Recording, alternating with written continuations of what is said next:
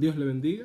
Este es su hermano y amigo en Cristo que le habla siempre aquí tratando de ser de bendiciones a través del estudio de la palabra de Dios. Y una de las cosas que es crucial realmente para todo cristiano es el estudio de la palabra de Dios. Estaba mirando recientemente, y creo que es una noticia mundial realmente, una falsa resurrección en Sudáfrica de parte de un falso profeta. Y la mayoría es una iglesia, una congregación de más de 30,000 miembros, pero una de las problemáticas que surgen es que la mayoría de estas personas no leen las escrituras. Al no leer las escrituras, pues entonces son presa fácil de todo lo que la persona dice. Pero el libro de los Hechos, su capítulo 17, que es realmente uno de nuestros lemas, nos dice, 17 dice, el verso 11, yo he estado diciendo verso 12 o 13, pero el verso 11 dice, estos eran más nobles que los que estaban en Tesalónica, pues recibieron la palabra con toda solicitud, escudriñando cada día la escritura, para ver si estas cosas eran así. Pablo estaba llevándole el evangelio a estas personas de Berea, y nos dice que eran más nobles que los de Tesalónica, porque ellos recibían la palabra con toda solicitud, es decir, estaban deseosos por escuchar la palabra de Dios. Pero eso no impedía que luego ellos fueran a la escritura a ver si las cosas que Pablo le estaba enseñando eran ciertas, porque no podemos dejarnos engañar tampoco. Entonces, todo lo que enseñamos tiene que tener base bíblica, y todo el oyente debe de ir a la palabra para cerciorarse si lo que se está enseñando, lo que estamos enseñando, es basado a la Biblia. Entonces vamos a hablar hoy del anticristo. El anticristo, como su nombre lo indica, es un anti o contra Cristo, pero también es un pseudo Cristo o alguien que quiere reemplazar a Cristo. Dice alguien que tome el lugar de Cristo. Este personaje tiene muchos nombres en la Biblia, tanto en el Antiguo Testamento como en el Nuevo. Sin embargo, Juan, refiriéndose al espíritu de anticristo, le pone el nombre por el cual se le conoce generalmente. Este mismo Juan le llama la bestia en el libro Apocalipsis, y algunos hombres que lo identifican como el inicuo, el cuerno pequeño, anticristo, el hijo de perdición, la bestia. Aunque no lo hemos notado la primera vez que se hace mención de este individuo, es en Génesis 3:15. Hay muchas personas que no se dan cuenta que el anticristo fue mencionado primera vez en Génesis 3:15. Miren lo que dice: y pondré enemistad entre ti y la mujer, y entre tu simiente y la simiente suya. Now, ahí le está hablando a la mujer, y a quién, y a Satanás, la serpiente. Entonces dice, entre tu simiente y la simiente suya. Ahí está hablando de dos simientes. Muchas personas solamente se dan cuenta que está hablando de la simiente de la mujer, que más tarde es Cristo. Pero también habla de la simiente de Satanás. Y el anticristo es obviamente la simiente de Satanás. Dice, esta te herirá en la cabeza y tú le herirás en el calcañar. El anticristo es la simiente de Satanás. Queremos hablar por parte acerca del anticristo. Vamos a hablar primeramente de su origen. Dice, hay muchos que dicen que el anticristo es un mero sistema, y la realidad es que hay un sistema anticristo, pero el anticristo en sí es una persona que estará a la cabeza o liderando dicho sistema. Ya hemos dicho que el anticristo es la simiente de Satanás, por ende sabemos que su origen es satánico. Sin embargo, es un hombre de carne y hueso, que es totalmente poseído con el ADN de Satanás. Así como Jesús era 100% hombre y 100% Dios, yo tengo la certeza de que el anticristo será 100% hombre y 100% Satanás, en el sentido de que tiene el ADN satánico. Y vamos a hablar más acerca de eso. Pero su origen, dice 2 Tesalonicenses 2:9, inigo cuyo advenimiento significa venida, dice es por obra de Satanás, o el origen de él es en Satanás. O sea, Satanás tiene su mano totalmente envuelto en todo esto. No es como que es un personaje ajeno al plan satánico, sino que es parte de. Dice, con gran poder y señales y prodigio mentiroso, y con todo engaño de iniquidad para los que se pierden por cuanto no recibieron el amor de la verdad para ser salvos. El anticristo va a traer señales y prodigios engañosos. Va a hacer cosas que a las personas le va a asombrar. Va a ser una persona entendida en misterio, mucho conocimiento.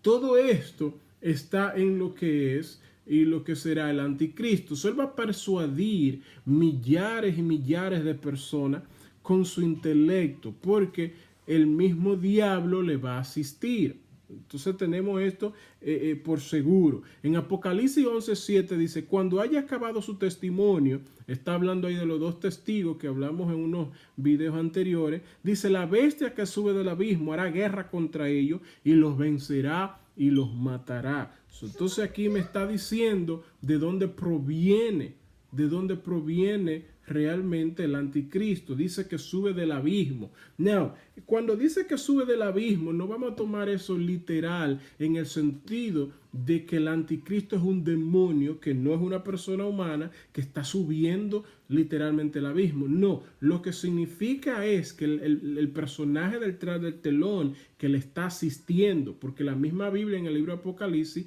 nos dice que el diablo le dio toda su autoridad y le dio poder. Entonces, por eso dice la bestia que sube del abismo.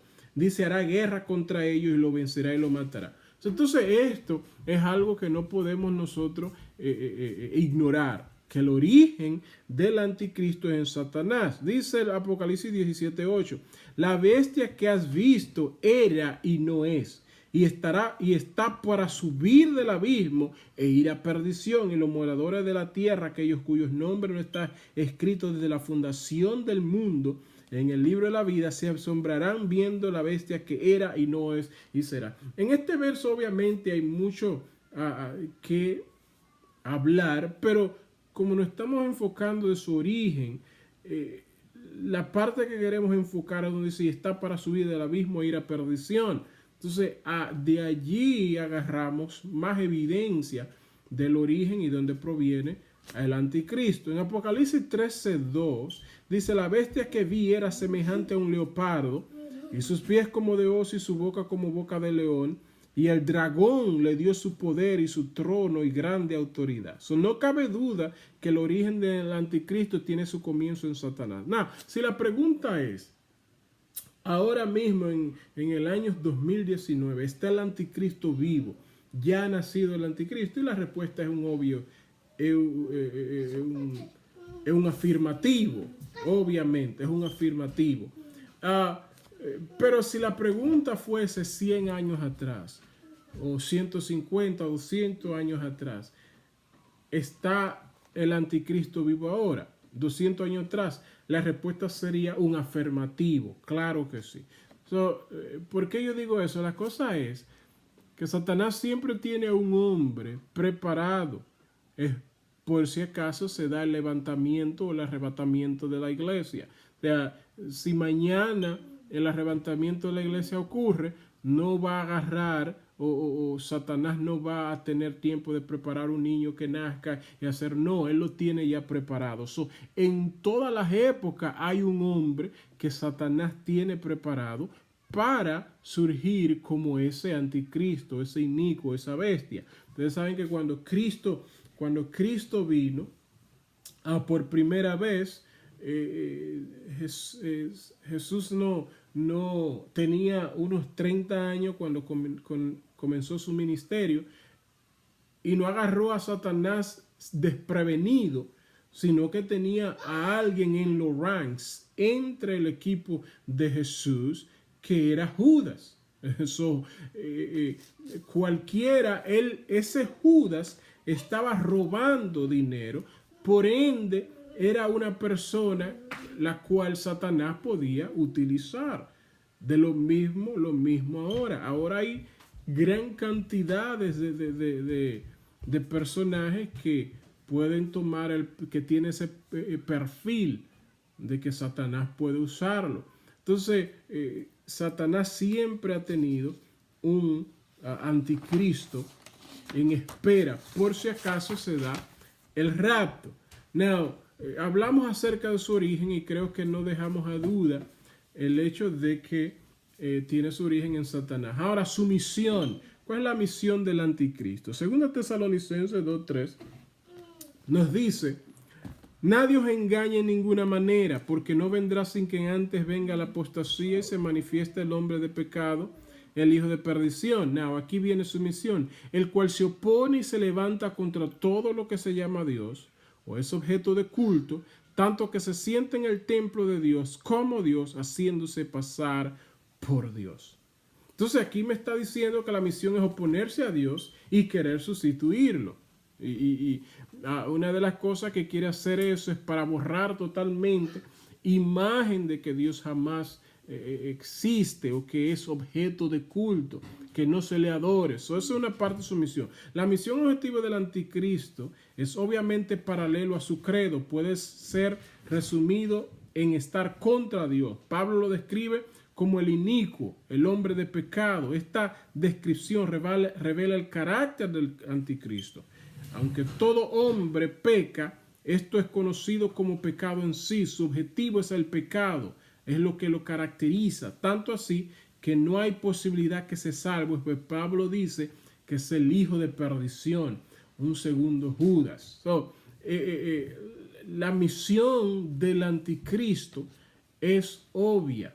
Nosotros vemos que se opone a Dios, se opone a todo lo que es objeto de culto y entra al templo de Dios como Dios, haciéndose pasar por Dios, o quiere reemplazar al Dios verdadero. Eso es obvio que esta es una de las misiones de él. Dice: mientras que Judas entregó a Jesús para sacrificio, este anticristo le niega. La apostasía dará comienzo a la manifestación, al venimiento de este hombre, que es por obra de Satanás mismo.